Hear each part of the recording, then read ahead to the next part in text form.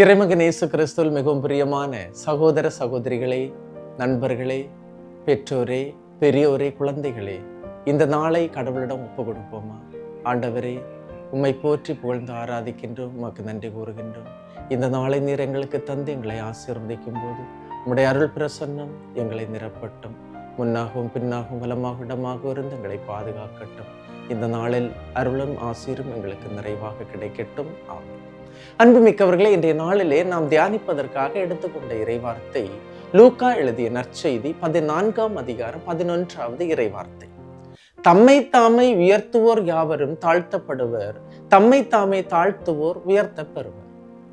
ஆண்டவர் இயேசு சொன்ன ஓமைகளில் தாழ்ச்சியை மையப்படுத்திய மிக முக்கிய ஓமை இது.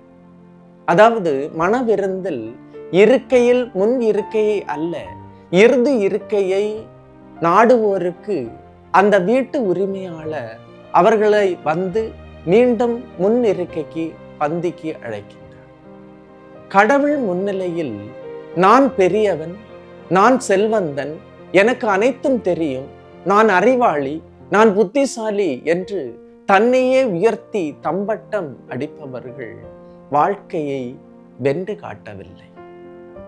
மாறாக தாழ்ச்சி என்ற புண்ணியத்தை வாழ்வின் அடிப்படையாக கொண்டவர்கள் வாழ்வில் உயர்த்தப்படுகின்றார்கள். அவர்கள் வாழ்வின் பல நிலைக்கு அவர்களை கடவுள் உயர்த்துகின்றார். கடவுளுக்கு கொடுக்க வேண்டிய மகத்துவத்தை அவர்கள் கொடுக்கின்றார்கள். கடவுளுக்கு கொடுக்க வேண்டிய மாட்சியை அவர்கள் கொடுக்கின்றார்கள். கடவுளுக்கு கொடுக்க வேண்டிய அந்த அனைத்து விதமான மதிப்பை அவருக்கு கொடுக்கின்றார்கள். ஒரு சிலர் சொல்ல கேள்விப்பட்டிருக்கிறேன், இது நான் செய்தேன், இதை நான் சாதித்தேன், இது என்னால் தான் நடந்தது என்று தன்னைத்தானே உயர்த்துவார்கள். அன்புமிக்கவர்களே, கடவுளுக்கு கொடுக்க வேண்டிய மகத்துவத்தை, கடவுளுக்கு கொடுக்க வேண்டிய மாட்சியை அவர்கள் கொடுக்காமல் தனக்கென்றே வைத்துக் கொள்ளுகின்றார்கள். அவர்கள் வாழ்வில் வளர மாட்டார்கள்.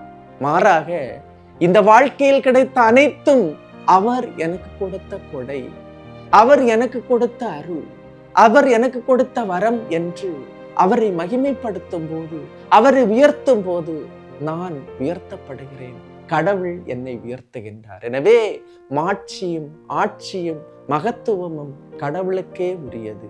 அதை யார் யாரெல்லாம் கொடுக்கின்றார்களோ, கடவுளுக்கு கொடுக்கின்றார்களோ, அவர்கள் வாழ்க்கையில் உயருகின்றார்கள். கடவுள் அவர்களை உயர்த்துகின்றார். இந்த இறைவார்த்தை நமக்கு கிடைக்கட்டும். தம்மைத்தாமே உயர்த்துவோர் தாழ்த்தப்படுகின்றார்கள், தம்மை தாமே தாழ்த்துவோர் உயர்த்தப்படுகின்றார்கள். எல்லாம் வல்ல இறைவன் தந்தை, மகன், தூய ஆவியார் உங்களையும் உங்கள் குடும்பத்தையும் நிறைவாய் ஆசீர்வதிப்பாராக. ஆமேன். இயேசுவுக்கே புகழ், இயேசுவுக்கே நன்றி. மரியே வாழ்க.